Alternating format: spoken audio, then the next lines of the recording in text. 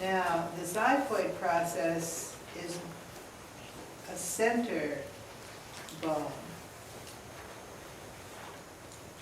And the ribs are coming into the body of the sternum above the xiphoid.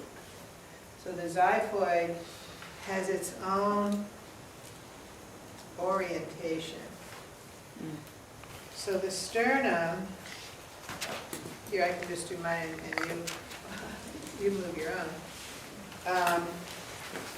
And I'm also looking, Ada has the drawing in front of me.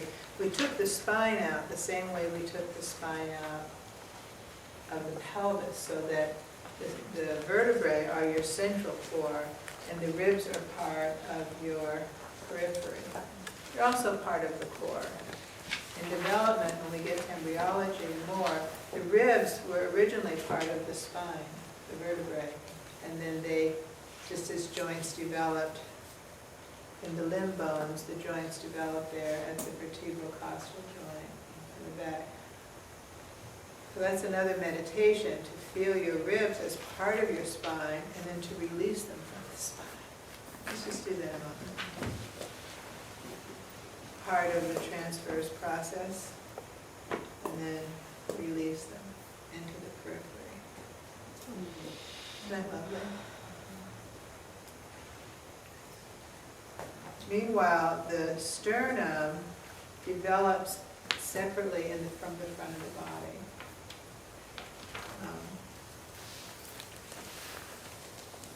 Anyway, the orientation of the xiphoid, I'll face this way.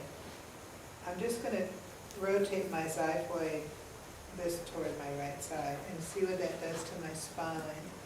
It's not connected to anything directly. Then if I turn it to the left, I'm just initiating movement here. I'm going to turn it to my right. That's all I did. For the left.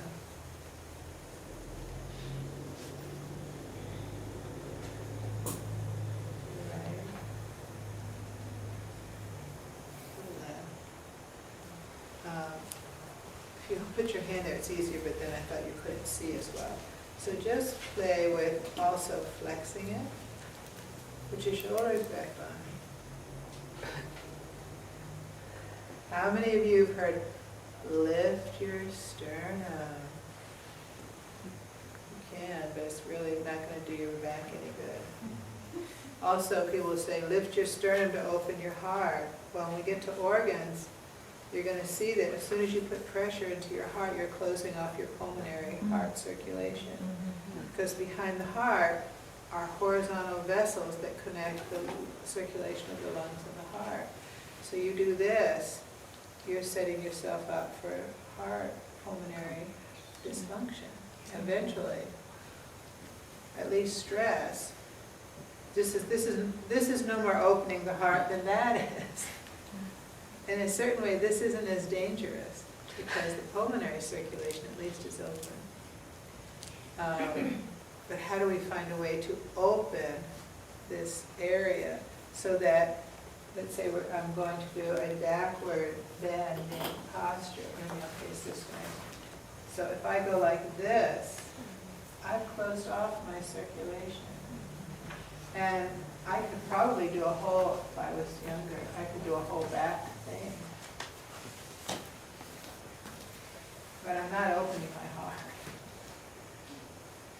Can you see? Yeah. My weight's forward. Actually, I'm not going backward, I'm going forward. My head's going backward. But in consciousness, my core is going forward. On the other hand, when I open here and I go back, it's like, oh my God. But I'm open here. Opening to the heavens. Bonnie, it's almost, I'm feeling it as a rotation. Is that what you're getting at all? Like back into the sacral, rather than just an up and down? Yeah, and it's about feeling how the ribs are opening. And it's a surrender. Are you still thinking about it rotating back even on the Well, this would be then, well, it depends. The xiphoid can go this way, It can go this way, it can go that way, so maybe I want to do a side angle. I'm not going to move here. Now I'm going to move there. I'm not going to move here, but I'm going to stretch. Right. So here, I'm going to keep this just where it is. It's fine. I think anybody would accept that or something. But that's a different side angle.